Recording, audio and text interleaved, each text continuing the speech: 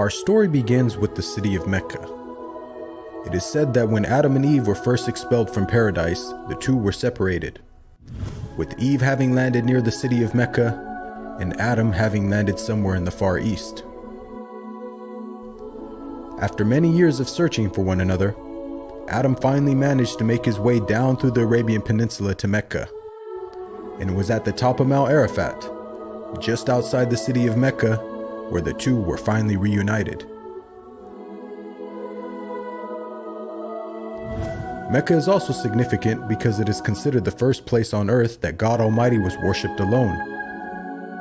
And so, it was at that very spot that Abraham and his son Ishmael built the first house of worship for God.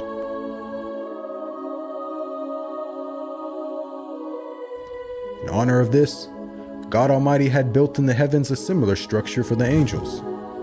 And it is said that every day, 70,000 angels come to that building to perform their prayers and then leave, intending never to return again.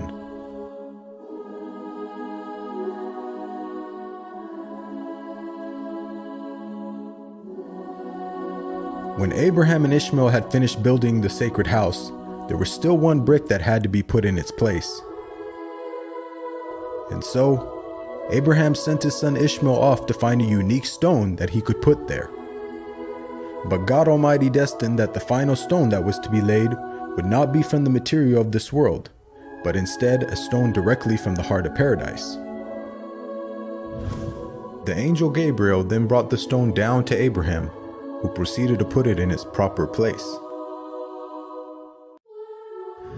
It is said that when the stone first came down, it was a pure white color. But due to the impurities of this world and the sinfulness of man, the stone slowly began to fade and eventually turned black. As time passed, the city began to develop, with the people of Mecca remaining upon pure monotheism, worshiping one God alone.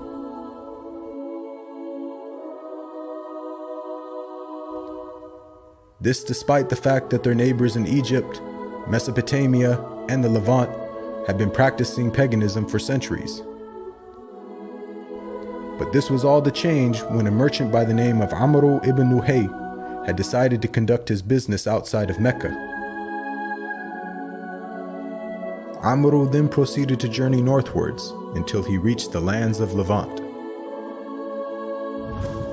There, Amr would witness for the first time things like modern architecture, advanced literature, and of course, the practice of paganism. Amr was so impressed by all that he had seen that before leaving, he asked if he could take one of the idols back home with him. The people agreed, and so Amr took the idol and placed it along with the other goods and merchandise in his caravan.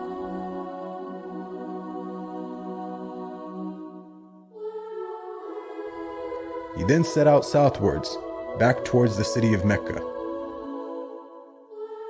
When Amr arrived back home, he immediately took the idol and placed it right in front of the sacred house.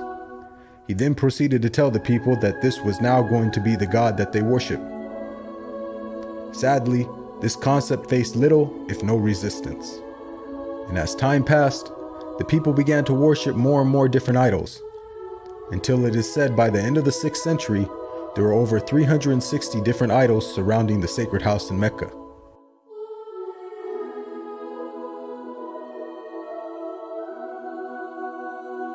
As the years passed and paganism became more prominent throughout the world, the people who still practiced monotheism knew that the coming of a new prophet was close at hand.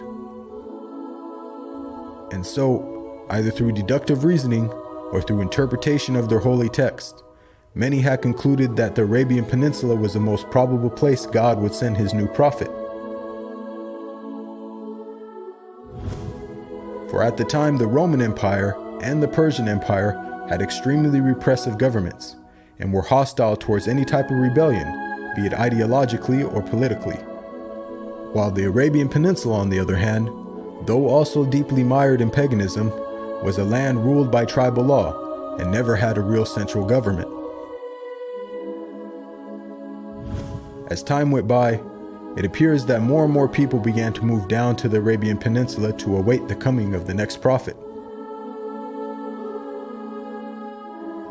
And so, in the very land in which man first worshipped his Creator, and where Abraham built the first house of worship for God alone, it was there where God had destined his last and final messenger would emerge.